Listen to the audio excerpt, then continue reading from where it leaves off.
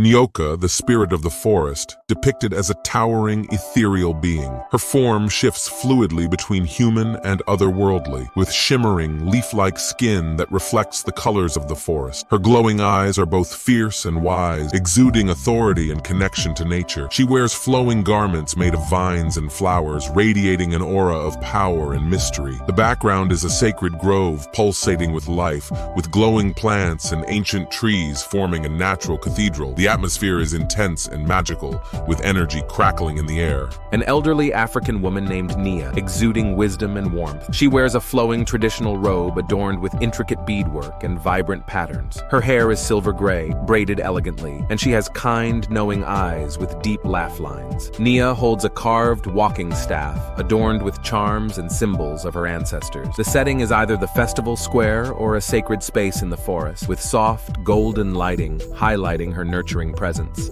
An elderly African man named Elder Kofi with a commanding presence. His skin is weathered but strong, with deep-set eyes that reflect a lifetime of experience. He wears ceremonial attire made of natural fabrics, adorned with traditional symbols of leadership and heritage. Around his neck is a necklace of carved wooden beads, and his hands hold an intricately carved staff symbolizing his role as a village elder. The background is a gathering of villagers at the festival or near the sacred shrine, with warm, ambient lighting.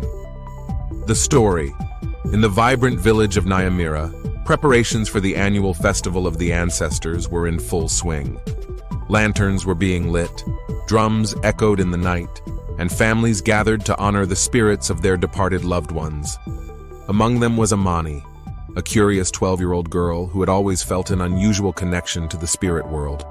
Her grandmother, Nia, was a revered storyteller, often reminding Amani of the village's deep ties to their ancestors. "Remember, child," Nia would say, "the spirits guide us, but they also watch over our actions." But this year's festival was different. The air felt heavy, and the usual joy was tinged with unease. The call of the forest. On the first night of the festival, Amani placed her lantern beneath the family's ancestral tree, whispering a prayer to her late father. As the villagers danced under the moonlight, she felt an inexplicable pull toward the forest. Unable to resist, she followed a trail of glowing fireflies deep into the woods. At the edge of a clearing, she encountered a boy her age, his skin faintly glowing like moonlight. His wide grin and sparkling eyes were both charming and unsettling. "Who are you?" Amani asked, clutching her lantern tightly. "I am Jabari," he said with a bow, "an ancestor, and you've summoned me." Confused but intrigued, Amani stepped closer. Suddenly, Jabari handed her a carved wooden mask. The moment she touched it, a burst of light enveloped them, and she felt a strange weight in her chest. "What did you do?" she demanded. Jabari grinned sheepishly. "Well, it seems I've accidentally bound myself to you. Until we figure out why I'm here, you're stuck with me." Unfolding the mystery, Jabari's arrival brought chaos. The village lanterns flickered ominously, crops began to wither, and villagers spoke of whispers in the wind. Elder Kofi, alarmed by the disturbances, urged the villagers to intensify their prayers. But Amani had other ideas. "Something bigger is happening," she told her grandmother. "Jabari says he was a protector of this land, but he doesn't remember why he was forgotten." Nia nodded thoughtfully. "The spirits do not return without reason. Listen to him, child, and seek the truth."